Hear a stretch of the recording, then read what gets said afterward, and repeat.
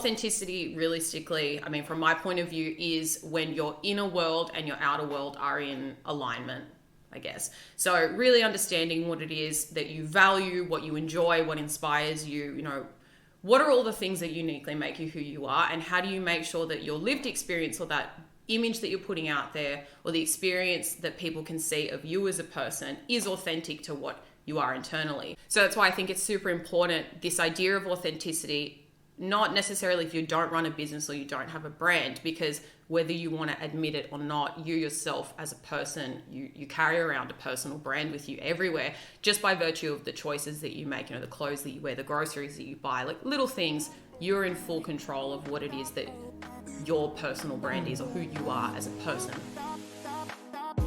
Welcome to The Balance Theory, a podcast aimed at arming you with tools and tips so that you are well equipped to not only identify and define, but own your own definition of balance. I'm your host, Erica, and thank you for joining me today. Hey Balancers, and welcome back to another double episode for this month of June, our 1 year anniversary. For those of you who may have just joined us on our journey, we are doing double episodes all month to celebrate this milestone. And the second guest I've had on, or the second episode of every week, has been someone from my personal circle. So if you missed last week's, it was actually my partner.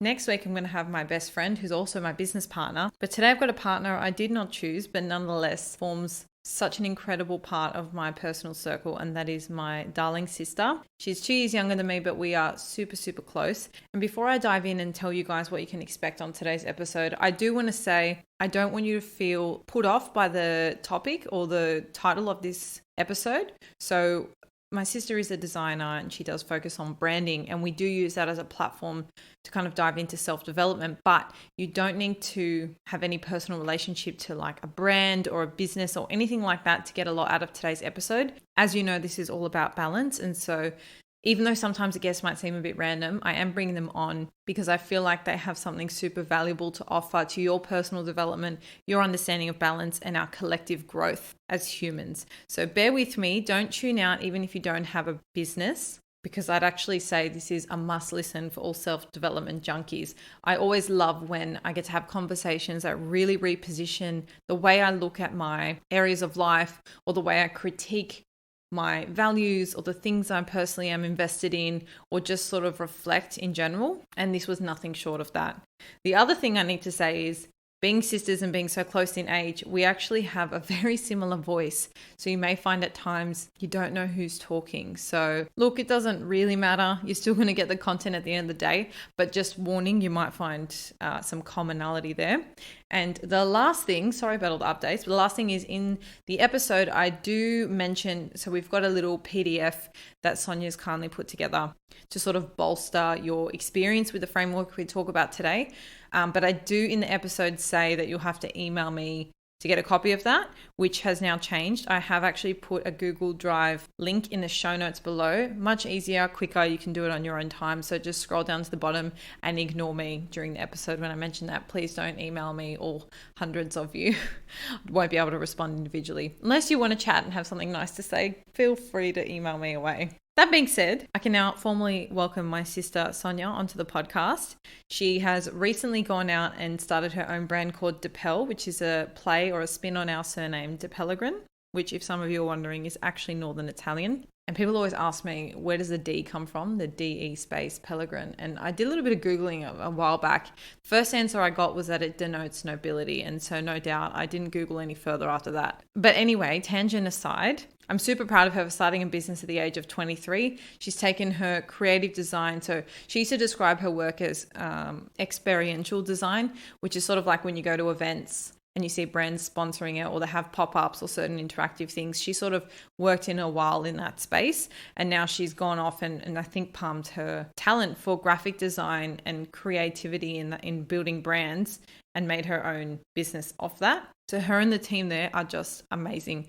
Anything you see me doing, whether it be with ESFit, with a podcast, anything that looks like someone's put some aesthetic thought behind it, it absolutely was not me. Maybe like I picked the colors or something very top level, but she is to thank for anything that looks nice. Also, if you tuned in last week, my partner's brand, Modus, she's done all the branding for that too. So she's doing incredible things.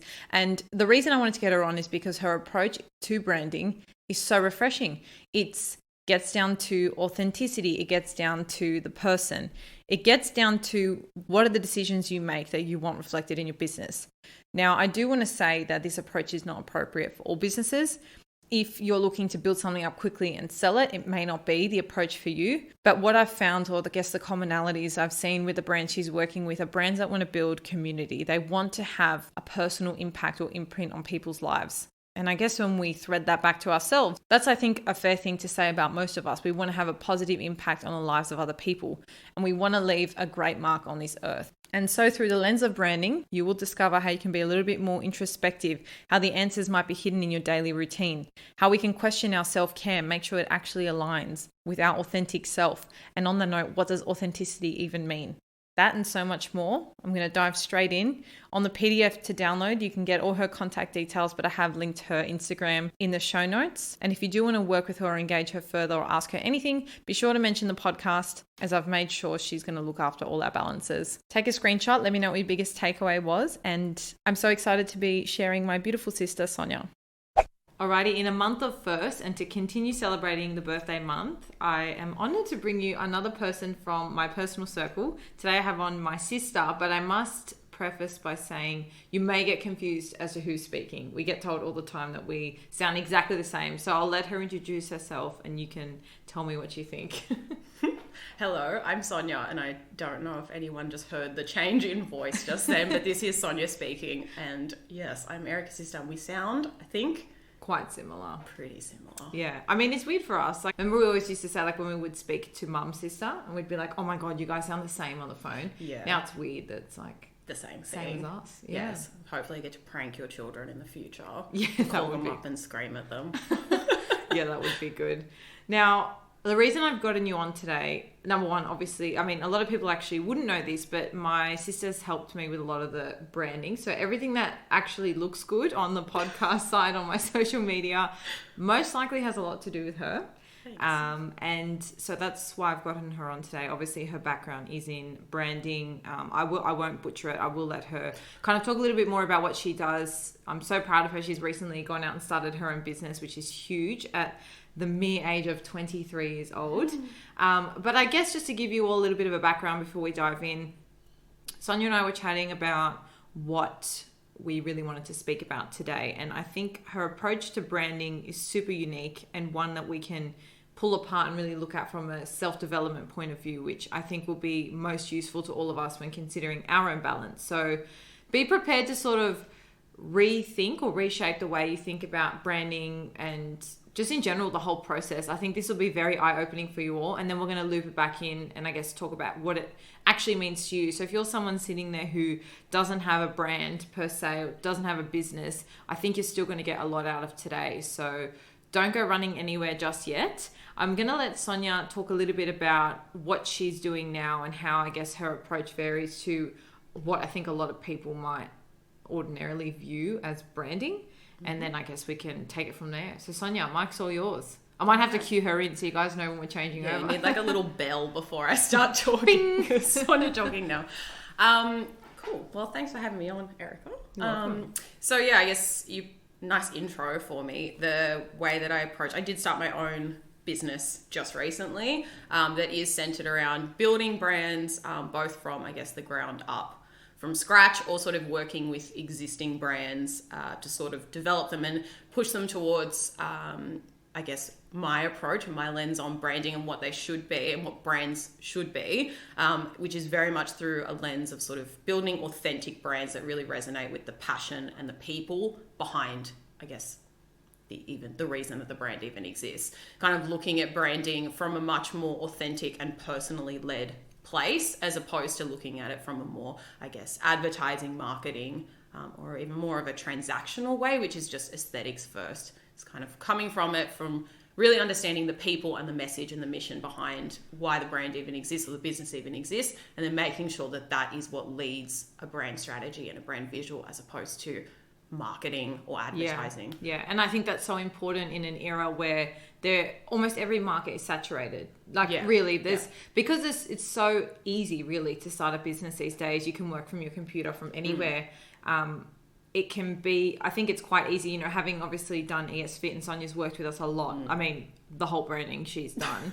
But, coming into a market that is already saturated, your point of difference is how you communicate, how you relate to your clients or your customers. And that's not necessarily what ads you throw in front of their face. It's about the values and morale of the brand. And I guess I really only have this perspective because of you. So, so I just think in understanding it, it's such an important thing to do, especially if your brand is something linked to something you're passionate about. But sorry, go on. No, that's fine. It's very much like, I guess, my client base, and it's not the approach that works for everyone, and I will sort of preface that my way of going about working with a brand is not going to work for every type of business or every type of brand structure. But what my client base looks like is people that, it's their side hustle, it's their passion project, they're an entrepreneur, they're really, they're a small business owner, it's something that they're very much personally invested in. So I like to look at it, and this might seem a little bit, I guess, counterintuitive, but I'm not looking to help people build their brand so they've got more orders than they know what to do with, or, they've, got, I don't know, work flying out of their ears. It's just that it's working towards a really fulfilling way of having a business and making people feel as though they've got a business that represents who they are, the passion and the reason that their business exists in the first place, and that is communicated. So what you've got, instead of a quantity of engagement, I mean, obviously you're hoping for a high quantity, but it's a quality and a richness of engagement with your consumer base, because you're coming from it from a values-based place or a personal point of view. So you do get a much richer experience with your client base, and for your life as well. If it's your it's your business baby, it's your side hustle, you want to have something that really reflects who you are as a person, not just something that's going to make you money as the be all end all goal. No, I definitely agree. I think if you are doing something as a passion, look, and obviously there are going to be businesses or startups that are purely a monetary thing, you're getting on the next big trend and whatever, and you may not be as interested to invest money or time into building the personal brand, which is why I like the fact that you said this isn't for everyone. Although I do think when we loop this into you as a person, and how you can take this on as an individual, can definitely apply to most people. But if we're looking at that point of authenticity, right? And I just want to kind of start here, because I know there are going to be a lot of people listening who don't necessarily have their own business. And I feel like for them, a lot of these they may feel like a lot of these discussions about running a business or developing a business or anything like entrepreneurial, they feel like may not resonate with them. But I do think this element of authenticity is what really ties your approach in with anything really to do with self-development. So can you tell me a little bit about why should someone care about a personal brand? What does it even mean? So probably good to start with what I view authenticity to actually mean as the crux of a lot of my practice. Authenticity, realistically, I mean, from my point of view, is when your inner world and your outer world are in alignment, I guess. So really understanding what it is that you value, what you enjoy, what inspires you, what are all the things that uniquely make you who you are, and how do you make sure that your lived experience or that image that you're putting out there, or the experience that people can see of you as a person, is authentic to what you are internally. It's that whole idea of like, you're the person you end up going to sleep with at the end of the day is yourself. Like, you are responsible for you and no one else is. So you are actually responsible for living a really fulfilling and authentic life. And I think it's really, really important, this holding on to this idea of authenticity, to really understand what it is that you value internally, and then making sure that that is viewed externally. Making sure that that is constantly in alignment. I think that's what authenticity is. So that's why I think it's super important, this idea of authenticity, not necessarily if you don't run a business or you don't have a brand, because whether you want to admit it or not, you yourself as a person, you carry around a personal brand with you everywhere, just by virtue of the choices that you make, the clothes that you wear, the groceries that you buy, like little things. You're in full control of what it is that your personal brand is, or who you are as a person. Your personal brand. I'd love to dive into this, because I think for a lot of people, when they're sitting there thinking about, okay, that's great. Like, I want to be authentic. Everybody wants to be authentic. Everybody wants to be in alignment in the inner outer world, you know, the rising sun, moon, whatever, all those things. You want them to be all in alignment. But I think it's a lot easier said than done. So I think what would be really useful here is if we kind of go through, because having done your branding workshops and worked with you closely, you know, in a professional capacity, I understand the process, and I can see how that would be so useful to someone sitting there going, I actually don't know what I enjoy. I don't know what my values are. They might think they know, but when it comes down to articulating it, like, I don't know if anybody listening right now, you may have, you know, in the past when we've spoken about finding the things that really light you up or assessing the things that really zap your energy and etc., you may find it actually hard articulating that pen to paper.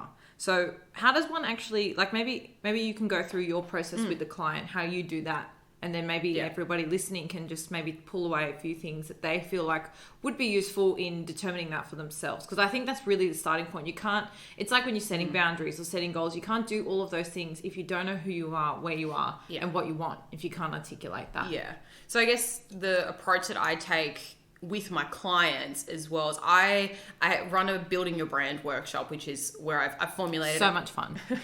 formulated a couple of questions that look to kind of tease out of my clients answers that they may or may not fully understand themselves. So what I basically do is you're asking yourself sort of vaguer questions, or I ask my clients more vague questions. I ask people sort of people that they admire, you know, experiences, the way that they describe themselves, little things. And like I said before, you know, it comes, your personal brand is built on, your brand is built on little choices that you make often, you know, your morning routine, the exercise you like to do, the clothes you choose to wear, the way you cut your hair, you know, all those kinds of things add up and are little telltale signs if you sit down with those things and or the routine elements of your lived experience, or just the things that often come up as part of your choices as an individual. If you sit down with them and you spend a bit of time unpacking what those actually mean, you can actually find commonalities and common threads throughout all of them that start to paint a bit of a picture of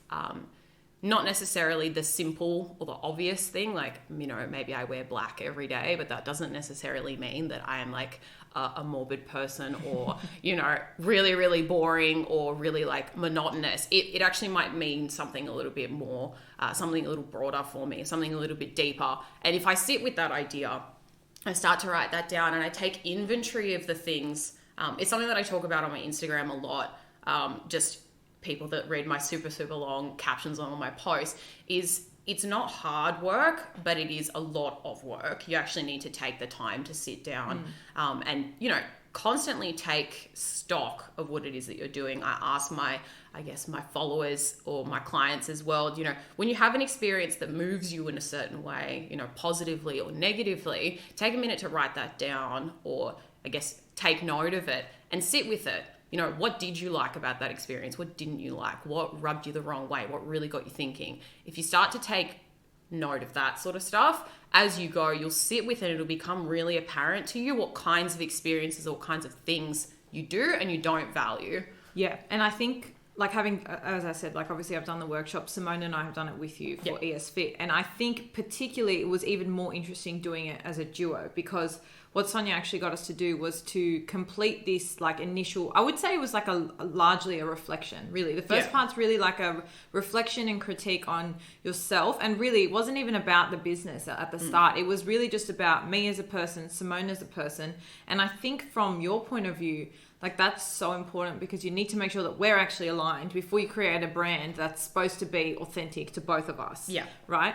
And upon reflection now, just thinking about it, like, if we look at that tool, if we look at that practice, what it actually does is it's honoring people's individuality and then bringing it together. So the reason I'm bringing this up is because I think that anybody listening who, you know, may think, okay, it's a good time for me to sit down and reflect on what experiences make me feel good, what makes me feel bad, what do I enjoy, what are my values. If you're going to undertake that and you have other key relationships in your life that are really important, like your best friend or your partner or a sibling, you know, and you spend a lot of time with those people, maybe you work with them, maybe you just, you know, live in a household with them.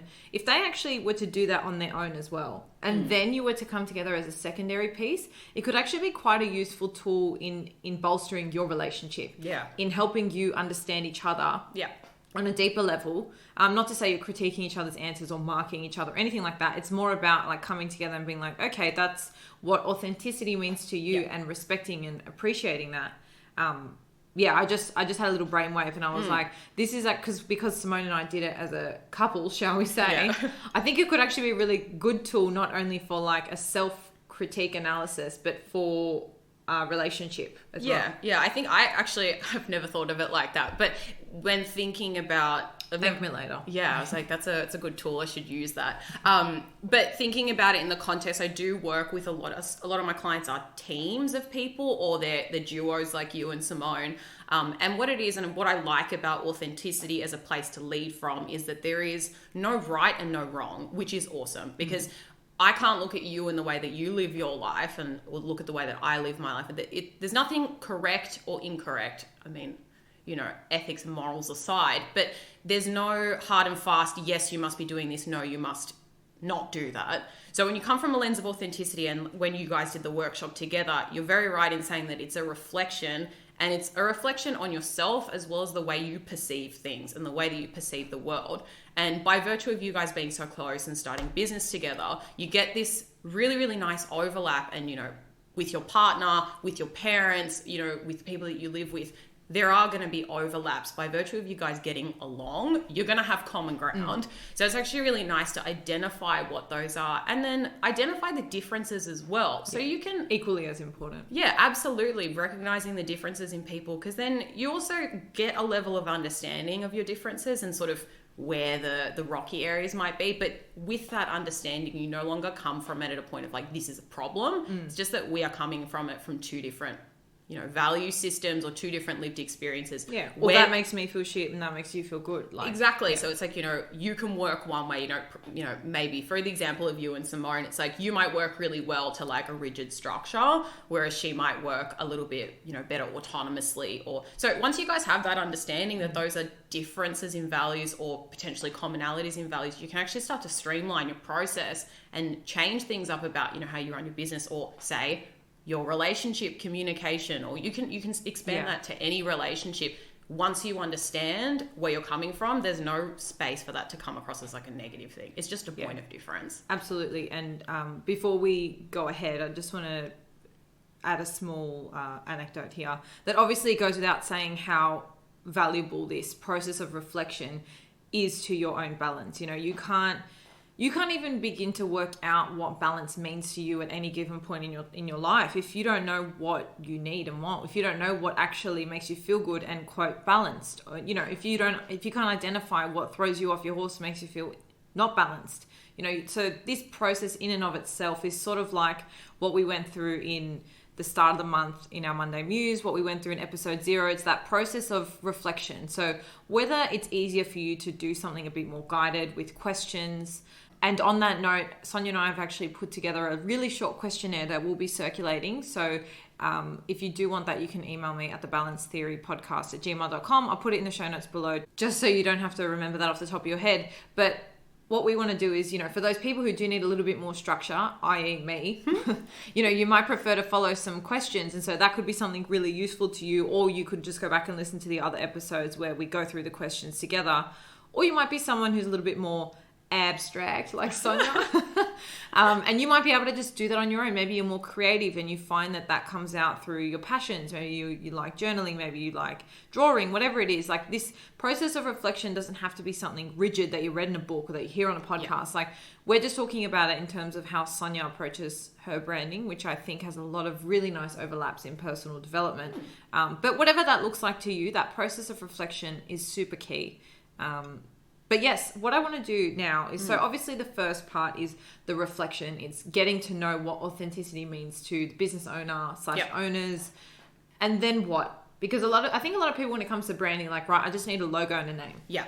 So obviously this is really in depth, and we're talking like, we're really bringing a brand identity. Think of like the Lululemons, the Nikes, the brands you look at and you think, they've got a community behind them. You can see their presence in that's what I kind of think when I'm thinking about my businesses. Like, I want people to look at them and feel like they're a part of something bigger than themselves. It's bigger than me and Simone. Do you know what I mean? So you start off with this reflective kind of process, and then what? Yeah. So I think a really common pitfall, and I guess with the advent of so many people having businesses, courtesy of COVID, people had more time to focus on things like a side hustle and things like that. So a lot of people have businesses now, and you've got really awesome tools, free tools available online. There's a lot of, thanks to Instagram, you've got access to amazing designers all over the world. Like, it's become really, really easy to build a brand, but what it has become really easy to do also is to just start with things that look good or bank on the fact that things look great. So you've got these awesomely curated Instagram feeds, but there's not actually a lot of substance to the offering. And like you said, you've got those communities, so you've got like, all the brands that you listed, they've got communities behind them. There's a bigger drive, there's sort of this attraction and this resonance that people feel to these brands because they are super clear on what their positioning is. And positioning, basically the difference, I like to look at the two parts of a brand, your brand identity and your brand positioning. Your brand identity is things like your logo, your colors, that obviously the things that make up the visual elements. Yeah. And your positioning is really all of that emotive stuff. It's the stuff that we start with, building out what that, the brand story is, what the tone of voice is, what the values are, really all the nitty gritty of where you come from. That is what people resonate with. As a designer or as a creative, it is like the basics 101 of your job to make something look good. But, when you come as a, creative strategist or, as a designer in general, you want to be coming at it from a more robust strategic point of view. Because if you just go in with things that look pretty, it's almost like if you want to relate this back to a person, I describe this, it's like if you saw someone that's dressed impeccably, beautifully, they're gorgeous, you're just taken by them from across the room, and then you talk to them, you introduce yourself to them, and it just falls flat. And there's just no substance to what they're talking about. The personality is jarring. It feels very like transactional, superficial. That is what brands that lead with visuals feels like, at least to me. And that's what it feels like to a lot of consumers these days. They're happy to call that out from a mile away, being like, this is disingenuous. You're just looking for my money. I'm not willing to invest in this. I don't want to align myself with this. I'm looking for a business that actually resonates with my values. So that's why businesses and brands that are built from a point of understanding this authenticity, they may not have, hundreds of thousands of followers, or they might not have more orders than they know what to do with, but they might have enough to keep them fulfilled as a business owner and have really, really rich connections with their consumers and repeat customers and people that are really on board with the brand mission. They love the owner, they know about their story, they're connected with the brand. Like you said before, that's not an approach that's going to work for everyone. Some people are there, have businesses to make money, and that's perfectly valid. But that's not the case for a lot of people that are small business owners, that are, artisans, artists, creatives, people that are the fiber of their own business. That's just not going to cut it. And you want to actually be leading with the richness of the source.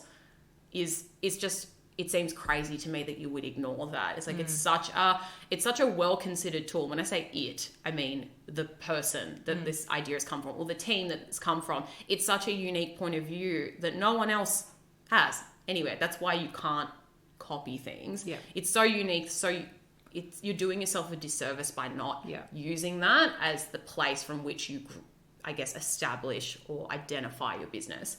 Then once you have that, you want to be making sure that your visuals are supporting that narrative, not that they look really nice over here and match an aesthetic that you saw on Pinterest once. Or a lot of people are going to go, oh, dagger in the heart then. I mean, like, I use Pinterest all the time, and I use it to curate, and I don't think that taking inspiration from visual things or having an idea about what you want your aesthetic to look like, having visual preferences is also part of who you are as a person. So it's, that can come from an authentic place, but too many people start with what they want things to look like and not what they want to say. I think that's the case with a lot of people. Just to bring this back to your own personal self, that's when you start having those, those interactions, inauthentic, disingenuous experiences with people because, they're trying to be something that they're not, or they're trying to impress you in a way that's not authentic to them, or, just that I guess, lack of alignment, that lack of authenticity is so obvious. No, this is amazing. And this like really touches on the whole what I want to be doing versus what I should be doing. Yeah. And the same thing comes with business. And I think it's hard, like when you're, especially if you're in a saturated market, you're looking left, right, and center, and you're trying to find what's everyone else doing, what's working for them. Yeah. Okay, that's what we should be doing. We should be jumping on that bandwagon. You know, because especially as a small business, you think if you take too many risks or go too far left, you don't have the capacity to do certain things. But I love that you've brought that back to the individual, because really I think it's a good, it's almost a good question to ask yourself, like in business, like if your business is something that reflects you as a person, then I think you should be asking yourself the question, you know, in that moment, what would you do as an individual? Are you going to do something because you should be doing it, or because you actually want to be doing it? Are you doing something because another brand's doing it, i.e. because somebody else in your circle is doing it? I think there's so many parallels there. And if you are in the business of building a brand that is truly a reflection of who you are, then this is absolutely something you need to hone in on. But two things I wanted to ask you. The first one, so we obviously spoke about how you got to have that brand authenticity first, and then you kind of lead and develop the visuals. What if there's somebody listening now who has, you know, just kind of done, and I say this with love, you know, but done the bare minimum in terms of, you know, they've just got their logo and their colors and their brand name, and they've just sort of started their business on that. Is it too late for them to build in the authenticity? No, absolutely not. I think it's never too late to take inventory and to rehash, and that's the beauty of things like a rebrand. It's not throwing the baby out with the bathwater. It's about working with what we've got. And, you know, people that have done a bit of a DIY job, you know, they've also made choices creatively along the way based on what they think should be working. You know, there's things that you can honor from that, but it's definitely not too late. And yeah, so there's always things that you can take back, and you can reshape your brand or your business to include or exclude things as you see that they become relevant or irrelevant to the business. And I actually wanted to throw an example in here. Just from this morning, I'm in the market to buy some linen sheets, and one of my favorite, she's like an artisan sort of linen maker. I went on her website, and she's actually taken a hiatus until the middle of July. She's like, we only do 2 drops a year because it's her personal business. And she's got a little explanation on there. I thought it was really interesting, where she was like, I know this isn't the way people do business, but this is my business and this is how I want to operate it. And like, I follow her on Instagram as well. And she's, you know, raising her kids, living her life. And she sells out every time that she stocks. So it's also sort of a slightly clever marketing point. But, you know, at any point she could switch to another system that works best for her. But because she's being authentic the whole time, and she's coming from a place of authenticity, no one's going to turn around and look at that and be like, how dare you not sell me sheets, you know, constantly throughout the year. People that resonate with that be like, awesome. You know, she's a mum that's also a craftsman. Like, I can respect that she's making that different choice for her business. If I resonate with this business, that's totally fine by me. I'll wait till July. That's absolutely fine. I think people are really scared to take risks to, I guess, honor who they are as people, or do things that go against the grain or against what they've been told to do, whether that's in business or in life as well. And it's actually okay. Like, it takes a lot of courage to do that. And I'm not saying that it's easy by any means, but it just requires you to do a bit of hard work and take stock of what it is that you value, or work with someone that can pull that out, and then be like, okay, how do I build my business or my brand to really reflect that? Because at the end of the day, you don't want to be running a business that's sapping the life out of you. You don't want it to turn into a thing that you loathe every morning. Because if you do, something about that is not authentic and is not in alignment with what you value. So you do actually need to constantly do that, or you're going to drive yourself insane.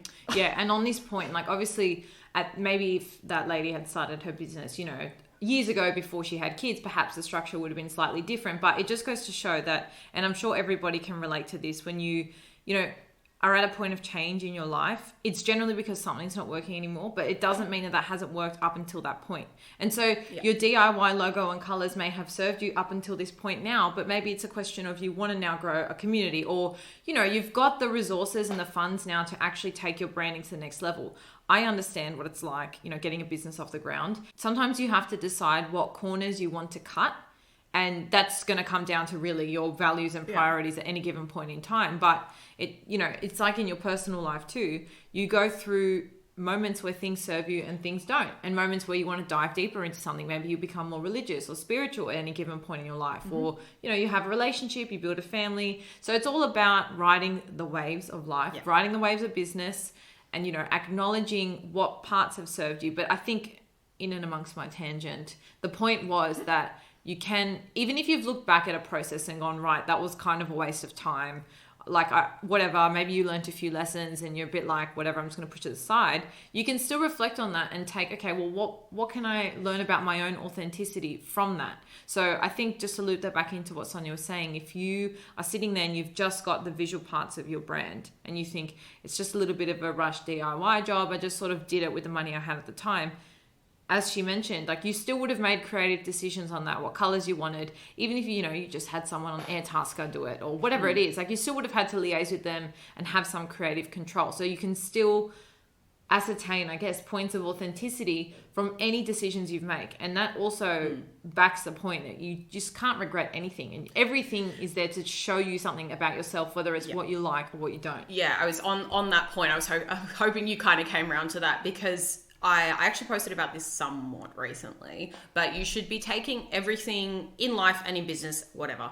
My approach is that you just take your lived experience as the basis for making your business brand decisions, or your personal ones, is that everything is an opportunity to understand or to discover what you do like and what you don't like. And in my workshop with, my Building Your Brand workshop, what I also ask people questions that are negatively skewed about what they didn't like in certain situations, or how they would have changed things, or things that they might not necessarily love about themselves, or things that they can be a little bit more critically, think a little bit more critically on. Which is not always easy to identify. Which is really hard to do, which is why I don't go into my, my brand workshop going like, what are your 6 core values? Because if you ask anyone that, even if you ask me that, I wouldn't be able to tell you. I'd say pasta. That's the first thing that comes to my head. Yeah, it's not even a value, man. Sleep and food. Yeah, but sleep is definitely one. But they're not the things, actually, to take those 2 examples, because I jokingly said them out loud, sleep and food are not things that I don't not value. Sorry for all the negative, the double negatives there. Sleep and food are things that I value, yes. It might not make up part of my core value system, but sleep is an interesting one. Some people don't place a high value on sleep. Like, some people sleep for 5 hours and they're ready to go. They're up and doing things. I place a high value on sleep because I like rest. I like silence. I like calm. I like to sort of end my day in a really chill sort of way. And I know that sleep's probably a bit of a vague example, but food is also representative of sharing. It's about creativity. There's a lot of different things in there. And this is sort of the approach we take, is that you shouldn't be looking at what it actually is. It's sort of don't focus on the it's not the manifestation of what it is. And interestingly, it's about taking inventory as you go in life, because the execution of what you value is going to be different based on what part of your life that you're in. Me wanting to cook for people and share and have people around me, that idea of sharing and community space, in 15 years time for me might look really, really different. That might be, and for someone else, that might also be a very, very different manifestation of that. And that's what it is. It's about keeping that constant inventory, because once you understand where that idea comes from, or sort of why it presents itself the way it does in your life, you can make choices and shift ongoing based on that. And that also goes with the things that you don't like. You might be in a relationship, or end a relationship, or end a job or something. And from that learning and that lived experience, you go, I understand that is not something I need in my space anymore. So you will continue to, shift your life or address things or work differently to ensure that is authentic to how you feel, and that's not present. I'm glad you looped it back to the point of that cycle and a changing life, because that's everything we always say about balance. To be balanced is not like a fixed state. It's an ongoing dance with the ups and downs of life, literally. And so you do need to find a practice that works for you. And obviously today the focus is on, branding, but how you can then apply that to your personal brand. But I don't think we shut the loop on your process. So sorry. after the reflection, there's obviously the visual, the branding visuals, which is that's the fun, because the step between the reflection and the visuals is something that like a layperson, i.e. someone with no creative eyeballs, i.e. me. Sonia got all the creative juices. Thanks, Mum. I got 0. I'm good at maths. I was like, she got a whole stack of all the good virtues, that's for sure. But honestly, like you're answering these questions, and to be honest, not that I don't trust you, but I was a bit like, this is like really random. Like I don't know how you're going to pull this together. And honestly, when you see the visuals come to life, I'm just like, this is magic. You end up going from answering like a Google Doc to getting a PDF which has your brand values, your colors, potential logos, potential taglines, and you're like, this is literally exactly what I was thinking, but 10 times better. And Simone said the same thing, and I know so many people around us that you've worked with who have said the same thing, and it's just incredible how you take what seems like random answers. I mean, you obviously know what you're doing, but it's very impressive for me. Thank you. All right. It's a very flattering way of my work process, way of describing my work process. But I'm sure it's not that fun for you, but no, I actually really enjoy it. I get a lot of, pleasure in the middle of I really like the middle of my workshops where I get to like my 4th or 5th question. And there's actually not that many questions. I'm sure you remember, because I like to keep it more conversational, but you get to the middle point of the workshop and I can already start seeing a lot about who the person is that I'm talking about, or whether it's the team of people that I'm talking to. It's actually funny to see the answers kind of go over their heads a little bit. I'm like, I don't think you guys realize how much common ground there is, or the kind of values that you're talking to, and that's the beauty of working with someone like a brand strategist or a creative strategist or a designer or whoever you're working with, is that they are able to sort of see the commonalities in things and sort of see the underlying current. You will never really be able to do that so clearly for yourself. You kind of have to do that as an ongoing. You have to flex that muscle quite a lot as an individual. But by the time I get to the end of the workshop, I've got all these answers, and then we sort of take them away and I do my little fairy godmother juju on there. Yeah, that's what we can leave it at that. Like, you're gonna have to engage me to figure out what those steps are. No, so we kind of go away and I make sense of that and I formulate the base. It's not like I take that and then go, okay, what visual choices am I going to make from this? Is that we build up the structure, the values, the positioning of the business, sort of the character, the personality of the brand. And then we kind of think, in light of the comments that the clients have made, or sort of the client at the time, what their aesthetic choices are, what they actually also want to see for their brand, the colors that they like, all those sorts of things you can't ignore, in the process of branding. But I can take that idea and also kind of analyze a little further their aesthetic choices. Maybe they're coming to me and they're like, I really like, A, B, C in this style, but I can see that they actually just really like clean, minimal design. They like flat color. They like a certain type of font. I'm not expecting a layperson, as you put it, to be able to understand what it is that they like about those designs. But it's the same way people can describe they like a certain painting or a certain sofa or a certain cushion in their bedroom. They might not understand what that means from a design point of view, but I can see that because most creatives will be able to make those make sense of that. Yeah, and then bring those to life in a way that is more curated, if you you will. And the enjoyable part of that is all my job was, or I guess all your job will be, is to just identify what you like. And really, when it comes to your life, it's just that simple. Yeah, it's the things that I like to look at it as well. There's a part of my workshop as well that it's nice when you have teams as well, but it's asking other people to reflect about what they like about the business owner, or sort of how they perceive the business owner or the other people in their team. And it's just a really nice way to ask people, just reflect on the things that make you happy, the things that strike your, creativity or your inspiration.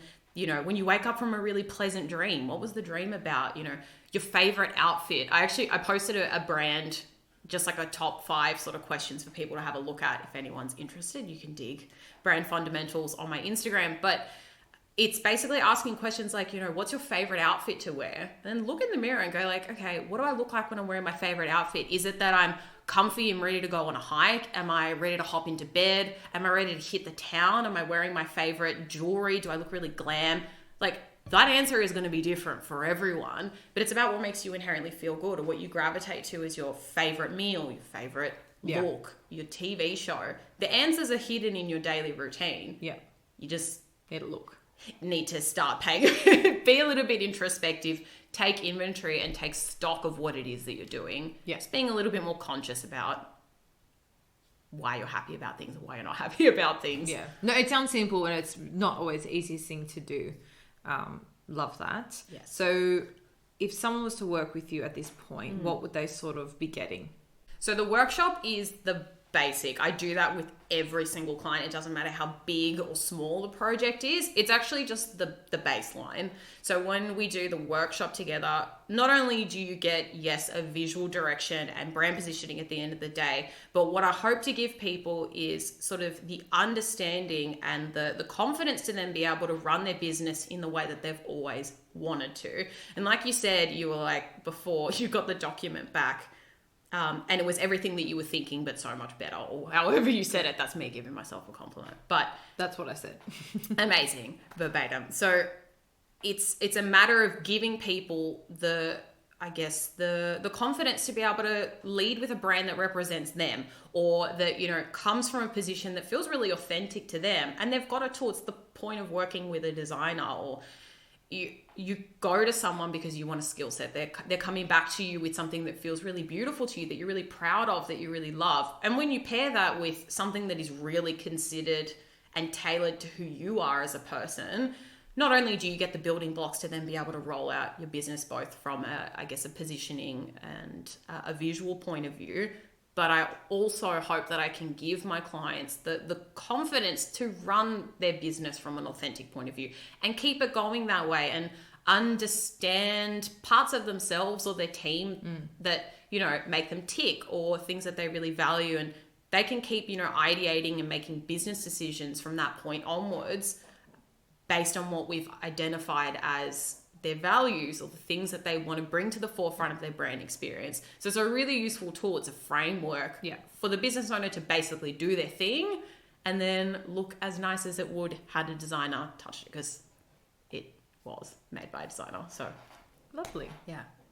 Okay, awesome. So just before I let you go, there was one thing we initially were chatting about that I did want to quickly dive into, and that was the correlation between all of this discussion on branding and reflection and your self-care. And obviously your self-care is the time you take to really reconnect with yourself, which I think is integral to any discussion about balance. So I'd love to know, I guess, your thoughts or 2 cents on the importance of self-care in and amongst all of this stuff that you do. Yeah. So I think the approach is really universal to uncovering any part of yourself. And I'm a big fan of self-care. I'm someone that really enjoys taking the time to sort of be with myself and do things that really authentically regenerate my life force. But the way you can sort of take this approach into self-care, and you and I were chatting about this the other week. I remember I called you up and I was like, you know, I'm doing everything right. I'm doing everything right. You gave me all these suggestions and I was like, I'm doing all the things that make me happy. I'm doing them every single day. Like, I'm going crazy. I don't understand. Nothing's working. I was in a bit of a slump mentally, we'll say. And then I took a second. I was like, okay, how are we doing this? How am I going about doing all my self-care things? And just for some context, because I have obviously been quite introspective. Obviously, if this is how my practice is, you can imagine I like to sit with my own thoughts a lot. I know for a fact that something that I value is sort of spontaneity and freedom. I think freedom is really the proper word to use there. Freedom in my routine and my choices on my day-to-day, just across the board. Freedom's a big thing for me. And what I was doing was all of the things that I know fulfill me and make me feel really great, but I was doing them in a routine. Yeah, I was just about to say, like, you've never been a routine. Yeah, that is where you and I are very, very different. I feel really stifled creatively and emotionally, mentally, when I'm stuck to doing things, you know, ticking things off a list. Yeah. I can do it, but after a while, it really sucks at my life force. So, whereas like a list replenishes my entire self and being. So yeah, I'm like, I like to go with the flow. I'm a little bit more cruisy. So I realized I was actually shooting myself in the foot there. I was doing more damage by trying to do my self-care in the ways that I was told. And not that your approach is wrong, but your approach is not my approach. And that's the real importance, I guess, of keeping that sense of that desire for authenticity and taking inventory constantly of what you value, because then you end up taking on other people's suggestions, not with a grain of salt. I think taking people's suggestions is a great idea, but taking it with a grain of salt and then understanding who you are as a person to then be able to execute that in a way that makes sense for you. So, you know, that's why when people, you know, you have the idea of someone's like, you know, do 30 minutes of meditation a day. For someone who is constantly active, or someone who likes to run, or say like a teenager, someone with a lot of energy, the idea of meditating will probably might drive them crazy. But the idea of stillness and being able to sit with yourself and your own thoughts might be really awesome for them. Their execution might be better for them going on a 30-minute run. You know, it's the reason why people study differently, why they work differently, communicate differently. Exactly. So it's understanding where you're naturally coming from and being able to implement self-care in a way that actually does its job and works for you. It's not absent-mindedly pulling things, you know, going for a 20-minute walk every morning. I don't know what it is that, you know, that people choose to do for their self-care, but you get this response of like, that just doesn't work for me, or I tried that, but it doesn't work. The essence of what that idea, whether it be meditation or exercise or eating healthily, it might actually work for you, but you're using someone else's execution, you're using someone else's self-care tool that is going to potentially be in the same light as what I did, do more damage than help you. Which is totally counterintuitive when we're talking about it within the frame of self-care. And the reason I love this chat is if you look at it again in alignment with the whole branding thing, it's like if you're just trying to do what is working for somebody else and trying to execute it in the same way, it's more than likely not going to work for you because... And look, it might, but it might only work because that also rings true for you authentically. But the reason it may probably not work is because you're just not checking in with yourself and thinking, okay, is this authentic to me? But to that, I would only add, you really don't know until you try things. Yeah. So you really wouldn't have known that, I don't know, doing it every morning when you wake up wouldn't have worked for you had you not done it. Yeah. So it's about then... reflecting. Yeah, really. Exactly. It's all coming back to reflecting as you go. And, you know, there's nothing wrong. There's obviously, especially with the age of social media, everyone's personal lives are super transparent. There's a lot more information and accessibility to the different things that are out there. You know, new research and technology and methods, they're just like, they spread a lot faster, which is an absolute blessing in the world we live in, the, you know, information age. But in saying that, if you are going to adopt someone else's approach, you need to be critical. You need to be aware of how that makes you feel. And that's not to say that everything's going to work for you or nothing's going to work for you. It just means that you'll need to workshop things as you go. Yeah, absolutely. So, and like I said before, taking on suggestions is a really great idea. And it's awesome that we live in a time that, you know, I can Google top 10 self-care tips and I could probably get a couple of lists of pretty good ideas. And like I suggest, you know, when, you know, building a brand or running a brand as well, it's the same thing for a person. You actually need to try it out. You need to suss it out. It's part of my, you know, creative process as well. I'll try a few things out and then kind of reassess in the context of the brand that I'm working with and be like, that doesn't sit. It doesn't gel. You know, like you gave us a couple options before we settled on one. Yeah, exactly. And linking that all the way back to the start of when we were chatting, there is absolutely no right or wrong. Everything, I think, is a massive grey area. So you do need to try things out. You need to hold yourself with, I guess, a little bit of grace when you try things out and not be so... And also on the topic of being authentic, understanding what you do value, but then also keeping flexible. Yes, and I always say this. Yeah, and understanding that what worked for you 6 months ago may not actually work for you now. And being okay with that and being open to reevaluating what that is. And absolutely not throwing the baby out with the bathwater. This actually links very nicely to doing things like a rebrand. You don't need to abandon everything that was there just because of couple of points aren't working anymore. You don't need to throw away your entire morning routine because for some reason you are not feeling like going for a walk anymore. Your whole morning routine isn't ruined. You just need to find something that might work a little differently. Yeah. It's ticking the box at the time. Add a different salsa. Yeah. put a new spice on there, see if you like it. And if you don't add the spice next time. No, I love that. And that's absolutely true. And one thing I've learned of doing this whole podcast, it really is that rigidity is so stifling. It's crippling because nothing in life is rigid and things are always changing. And I think if you are within this fixed mental mind map that nothing can change and that's the way it is, you just aren't lending yourself to enjoy the way balance can, morph and change. And I think that's a really beautiful thing. And I think it opens us up to new and exciting experiences. And likewise, obviously that goes without saying with brands as well. Yeah. I think also a nice note to add to that, and I think I mentioned this before, but this idea of living authentically, brands aside, living authentically is actually really, it requires a lot of courage. It requires a lot of bravery, going against the grain or what you think is expected of you or what works for other people, what's been working for everyone. Living authentically is actually having the courage to be like, this is how I am doing it. This is what I like to do. And more oftentimes than not, you'll find that you actually need to come to terms with how you are as a person. You find a lot of people, I'm very comfortable with doing this because I'm the kind of person that likes to go against the grain.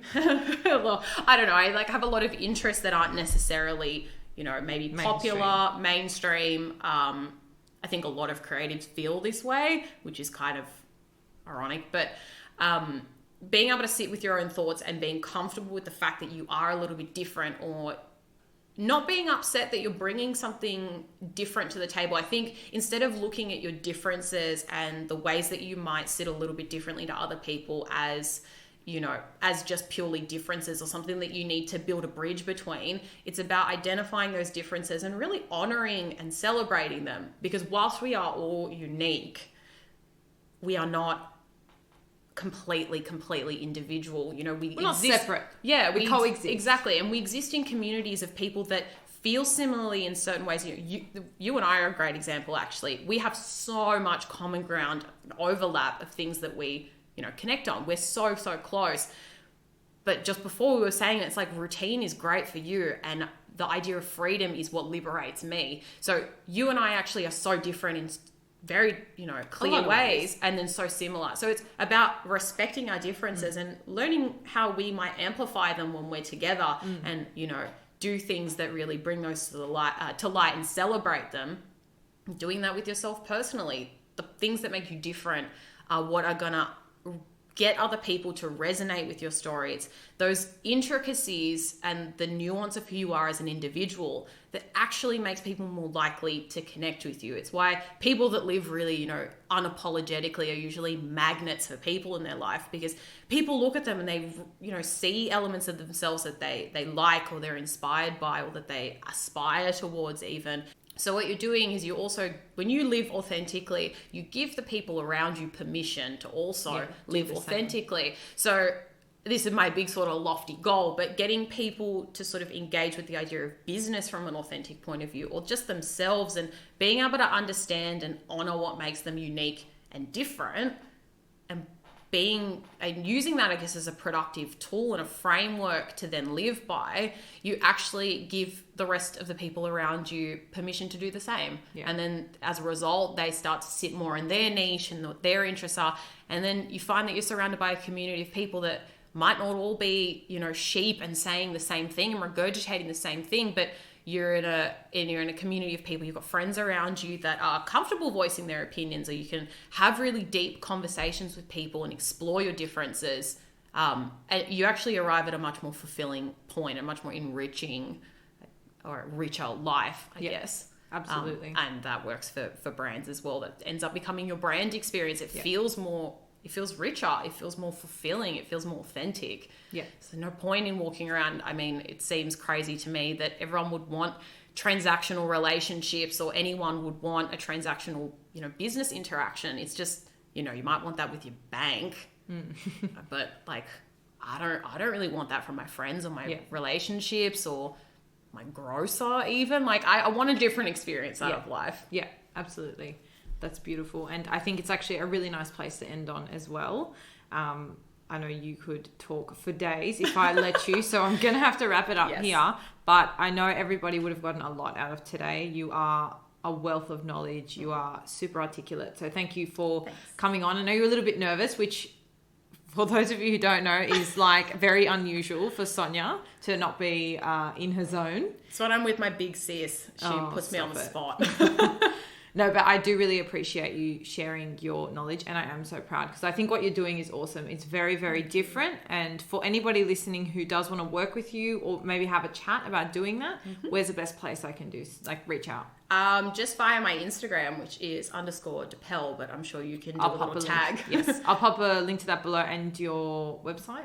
My website is still under construction. Don't hold me to that. Watch this space. I'm living authentically and taking my time building my website. So that's my excuse. What you see is what you get, people. I tell you now. Transparency. Love that. Well, thank you again. And thank you for having me. You're welcome. It won't be the last time. Yes. All right. Thanks, guys. Bye. And that's a wrap for this week, Balancers. Thank you so much for tuning in. I hope you found this episode useful to some degree in either steering or determining your definition of balance today. As always, the biggest compliment for us is if you share this episode with someone who you feel might need it, or if you're on Spotify, you can click follow, or on Apple Podcasts, you can leave a rating or review. If you have any suggestions for up-and-coming podcasts, feel free to shoot us a DM or an email. Our Instagram is @TheBalanceTheory, and our email is thebalancetheorypodcast@gmail.com. Otherwise, you've always got the option of subscribing to our mailing list. We only send you email reminders when the episodes drop, so you get them fresh out of the oven. No annoying spam, we promise. I hope you enjoy the rest of your week, and until next time, stay balanced.